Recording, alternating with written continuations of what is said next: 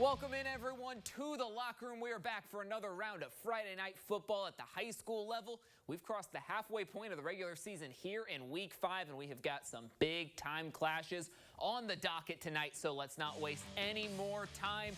To our Friday face-off we go for the rivalry matchup between Leo and East Noble. One of these two teams has ended the other season the last 6 years running, with East Noble beating Leo twice last year. Lions looking for revenge, but it's the Knights on the board first. Austin Phillips tiptoes his way past the pylon. The freshman running back makes it 7-0 East Noble.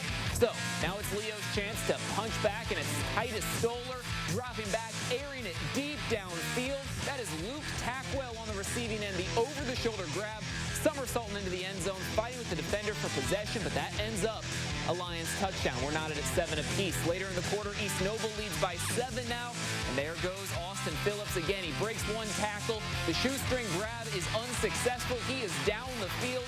No one else is going to be able to catch him. 95 yards for the score. He finished with 3 touchdowns on the day. Knights QB Riley Biddle had more than 300 passing yards and 4 total touchdowns as East Noble wins the high-scoring affair 56-40.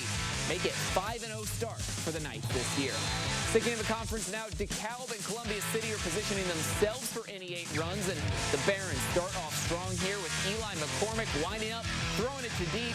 Xavier Bell is on the receiving end. That catch is good, and DeKalb runs it in to take the early lead. So now, Gabe McDevitt getting the snap, and he hands it off to Lucas Duncan. Duncan sees the opening. He's in for the touchdown. We're now knotted up at 7 apiece, NC City. So we go later to the second quarter. McCormick tosses the ball deep to Bell once again. He escapes multiple Eagles who end up on the ground. 30 yards to the house. Another Barons touchdown tonight. DeKalb goes on to ruin Columbia City's homecoming night, picking up the 28-7 victory. Big one for them. Huntington North coming off a big win last week, and they're looking to keep that momentum going at Belmont tonight and keep it going they would. Lathan James hits Landon Taylor. That's going to be a Vikings touchdown right there. 42-point lead at halftime. Second half, though, and the Braves are trying to drum up some offense here, and they get it done with Corbin Omler, who fumbles forward for a first down that sets up Belmont in the red zone. And a few plays later, we get Jason Likens getting the Braves on the board with that third quarter touchdown. In the end, though, it's Huntington North holding on. They come away with this victory, and the Vikings head to DeKalb next week looking to keep that momentum going. Rounding us out in the NE8, Norwell and New Haven go head-to-head, and it's the Bulldogs picking up the first win of their season, 45-14. The Bulldogs win. So one conference down, but we are far from finished. It's time to turn our attention to the Fort Wayne schools in the SAC. Starting at Bishop Dwenger with the Saints and the Homestead Spartans looking to become a perfect 3-0 in conference play. The story of this one, though, is that Dwenger defense. A.J. Shefferly gets to the QB, picks up the sack. But here's the thing, Homestead's defense also showing out tonight. Goal line fumble recovery by Austin Handel. Dwenger almost had a chance to get on the scoreboard there, but Homestead looking strong. Very next play, though, Dwenger's going to take it right back. That's going to set up a first and goal as alternating touchdowns sets up the Saints in very good position. And this time around, the offense would execute. So one play drive as Shefferly gets it done, this time on offense, punching it through to give Dwenger a 9-point lead after missing the extra point. Dwenger and Homestead, a defensive battle, but Bishop Dwenger wins it 15-3, have not given up a touchdown in the past 3 weeks.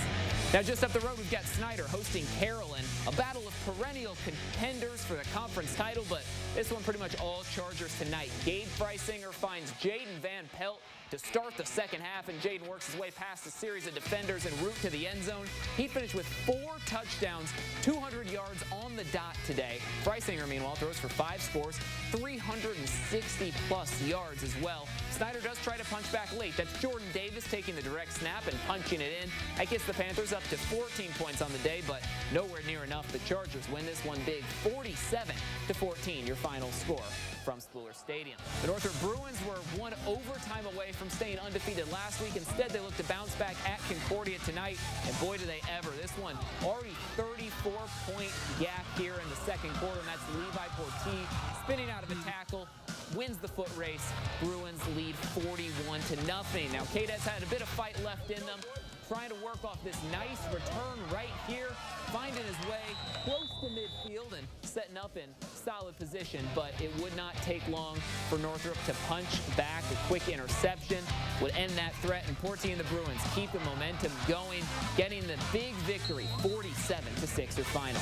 Next, it's a battle between the top two teams in the SAC B division. Northside at Bishop Luers, and from the jump, wasting no time, Rory Kelly, nobody can stop him. He takes the return all the way back. That is a great way to start the game, picking up that 7-0 lead. Now, Bishop Luers on the next drive. We've got Brandon Gaither taking the handoff and finding a clear opening, runs it into the end zone for ease. Another touchdown there. Northside now down 14-0, and Jaden Rivers answers back. Long pass to Malik Moore. He takes it to the house. We've seen that all year. We're probably going to keep seeing that. Very next drive, Moore on defense. He catches this ball again. That's an interception off of Bishop Luers. Luers ends up taking this one in a very tight battle. It requires double overtime, but 31-28 is your final score on that one. And finally in Fort Wayne, it's Southside visiting the Wayne Generals, and straight out of the half, Southside is starting with the ball at the 2-yard line after a penalty, and running back Christian Moon takes the handoff and runs with it. 98 yards downfield. Generals can't catch him. They just can't get the ball rolling here as well. Wayne trying to get something going on offense, but the fumble, and Southside recovers.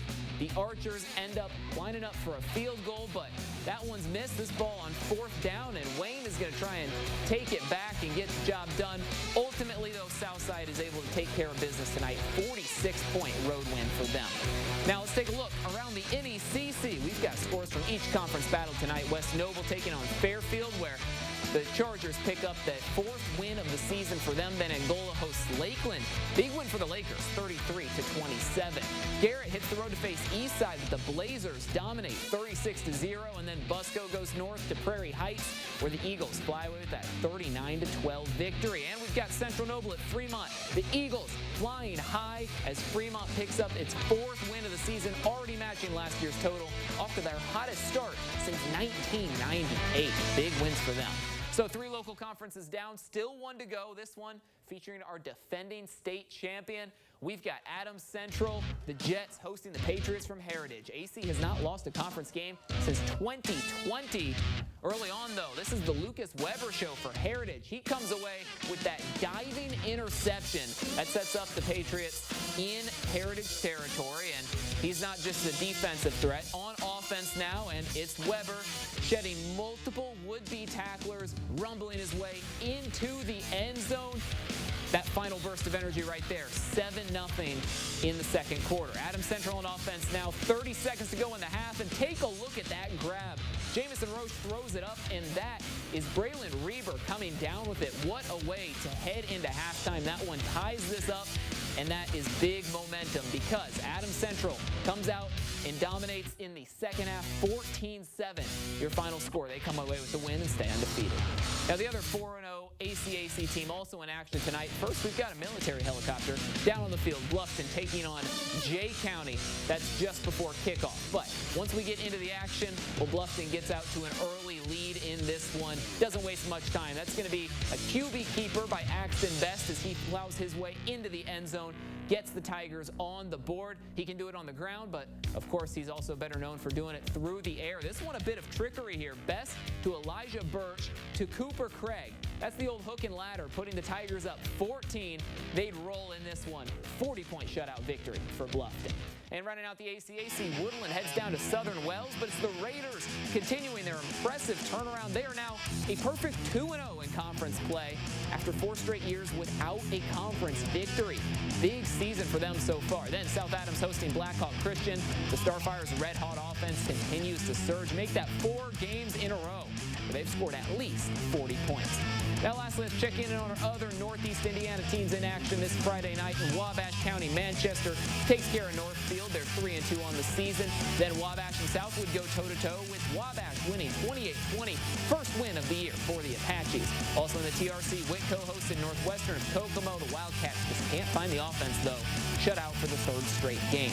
Finally in the NLC, Warsaw and Concord both looking for their 4th win of the season. That one going to Concord. Concord, and then Wawasee hosts Plymouth. Very close battle. The Pilgrims run away and finish it off. So with that, it is time for our play of the night. We take one more look at the top highlight, and we're back out to Adams Central. The Jets trailing 7-0. Take a look at that again. That's just seconds before halftime. Braylon Reaver goes up, comes down with the one-handed touchdown grab. The Jets would tie the game heading into the locker room, and that momentum would carry into the second half. Take one more look at it. The reigning 2A state champs stifle the Heritage Patriots tonight. Reaver, a big part why, and they are still undefeated on the season.